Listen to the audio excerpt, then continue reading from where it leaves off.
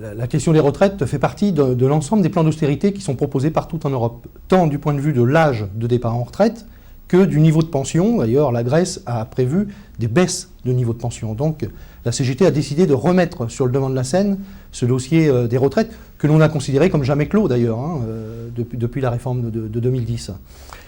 Nous avons deux échéances en France importantes dans la période. C'est d'abord la campagne électorale qui est ouverte, campagne électorale des présidentielles bien entendu, et un rendez-vous qui est fixé dans la loi de 2010, qui est le rendez-vous pour une réforme systémique. D'ailleurs, le Conseil d'orientation des retraites, la semaine dernière, a adopté son plan de travail pour le deuxième semestre 2012, dans lequel est intégrée la réforme systémique. Et cet ordre du jour a été proposé par le MEDEF et la CFDT et a été soutenu par Force ouvrière. La CGT n'a pas pu contrer cet ordre du jour et donc nous aurons à l'ordre du jour du deuxième semestre 2012 ces questions.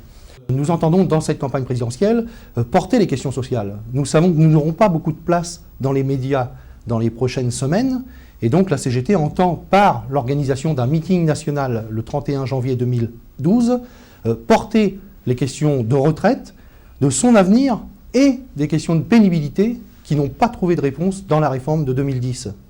Pour revenir sur cette question de pénibilité, on se rappelle que la pénibilité a été traitée dans la réforme de 2010 par un dispositif que l'on a appelé dispositif invalidité bis, puisque les salariés devront avoir au minimum une incapacité de 20% pour pouvoir bénéficier d'un départ en retraite à 60 ans, ou avoir une incapacité de 10 à 20% pour pouvoir bénéficier éventuellement du passage devant une commission dans laquelle les partenaires sociaux sont absents, et devoir démontrer qu'ils ont été exposés pendant au moins 17 ans à des travaux pénibles et que l'incapacité est bien liée à leur poste de travail qu'ils ont occupé pendant ces années. Donc on voit bien que toutes les conditions sont créées finalement pour réduire le nombre de salariés concernés. Le gouvernement d'ailleurs donnait comme chiffre 15 à 20 000 salariés qui seraient concernés par ce dispositif. On voit bien que ce n'est pas à la hauteur de la situation, puisque nous considérons, nous, qu'il y a plusieurs centaines de milliers de salariés qui devraient pouvoir partir de façon anticipée de leur travail parce qu'ils sont usés prématurément et qu'ils ne sont plus en condition pour effectuer leur travail. Nous considérons que nous ne pouvons pas avoir une protection sociale de haut niveau si nous ne réglons pas la question de l'emploi. Deuxième élément, nous entendons porter une réforme du financement. La réforme systémique ne répond pas à la situation, c'est ce qu'a dit le Conseil d'orientation des retraites dans un rapport l'année dernière. Donc nous entendons porter une réforme du financement qui est basée sur 4 points très rapidement. C'est l'élargissement de l'assiette de cotisation, c'est la modulation des cotisations en fonction de la politique salariale et d'emploi dans les entreprises, c'est la mise à contribution des revenus financiers des entreprises et enfin la mise à plat des exonérations qui pénalisent notre protection sociale de façon très, très sensible. Une revendication claire de la CGT que l'on a portée durant tous les mois précédents, c'est le retour à une retraite à 60 ans pour tous.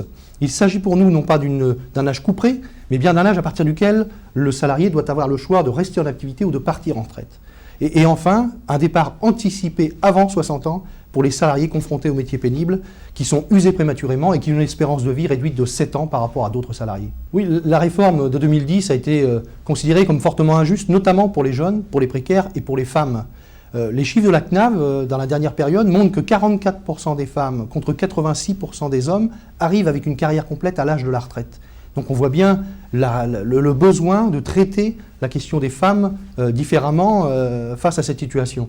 Deuxième élément, en termes de proposition, l'égalité salariale homme-femme permettrait immédiatement de faire rentrer 5 milliards d'euros dans les caisses. Donc on voit bien l'enjeu de l'égalité homme-femme dans la période. Ces propositions feront l'objet, bien entendu, d'une intervention de Bernard Thibault au meeting qui mettra en avant et fera connaître les propositions de la CGT.